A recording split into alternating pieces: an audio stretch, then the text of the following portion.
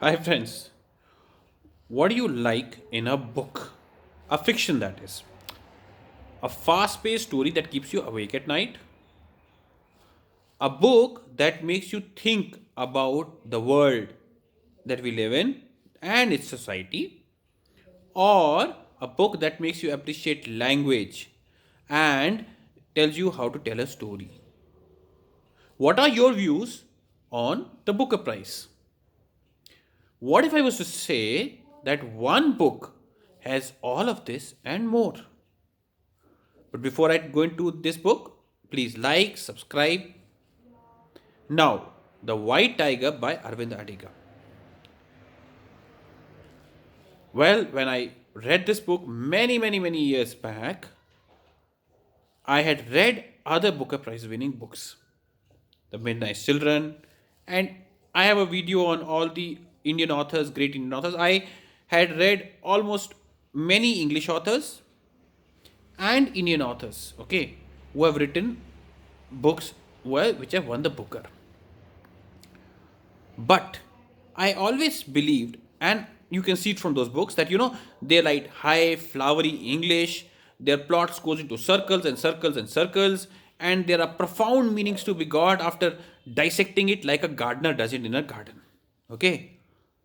So when I got this book, I thought this is going to be another one of those tales.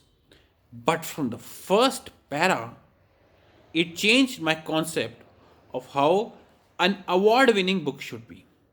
It is written not just in simple English, but in English which is written by a very, you can say, rustic hand. It's written in that manner. It's got no pretensions. It's a straight, it doesn't go around, it just jumps into the story right there. And it told me that I guess there are people up there in the Booker Prize and all who do have a sense that if someone can tell a story which makes you question everything of the world that you live in, and that he or she can make you think, then that is a good story. Okay, so this book is written like from a person who's writing a letter. Okay, and he starts writing a letter, and then he starts telling a story, and he just, it's like a very rural guy writing a story, and you start feeling what is so special about this book. But within the first few pages you are engrossed, because this is a chilling tale. Once you have read The White Tiger, the way you look around yourself, and especially the way you look around all people who are, in a way poorer to you, the your domestic helps, your drivers, your all your support staff, and anybody else that you see on the street, you just cannot be the same again. It tells an unbelievably crazy, scary story about the divide between the rich and the poor. It tells you a story which makes you question every set of morals you ever had.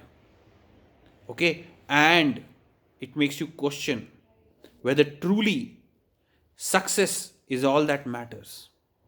It makes you question whether we have a right to display morality. And it makes you look at the world in its beauty and its ugly truth. A story of a person who comes from a very humble background, and how he feels the kind of hatred that he feels for the people who have it all in his eyes.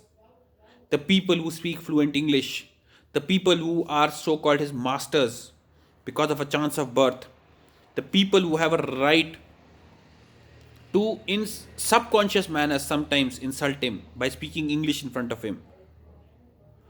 There are, in so many Booker Prize winning books, there is such deliberate attempt to show, what you call profundity of meaning and knowledge. But in this book, in simple language, there are so many questions that are raised. For example, when we speak English in front of a person who doesn't understand English, Are we being, you can say, arrogant and snobbish? Sometimes we speak it only because we don't want our secrets to be out in front of the domestic staff. But is that person perceiving it in that manner? When we stake claim and thinking that we are taking services from them, are sometimes subconsciously arrogant to them, does that provoke hatred? All of these questions are there in this book. And all of these questions makes you stop and wonder. And this book makes it very, very crystal clear that there is a huge divide in the classes. And what scope do we have of criticizing or demonizing a person who commits a crime from a lower class when we are doing probably nothing to rectify the class divide? We all know that most of us do not have it within us or have the capability to change the system. Therefore, when we end the story with its cruel storyline, we are left sleepless at nights, thinking about the world that we live in and wondering what is good, what is bad, and where does this all go. Thank you. I hope I have told you enough to go and pick up this book and read it, because definitely it is worth a read.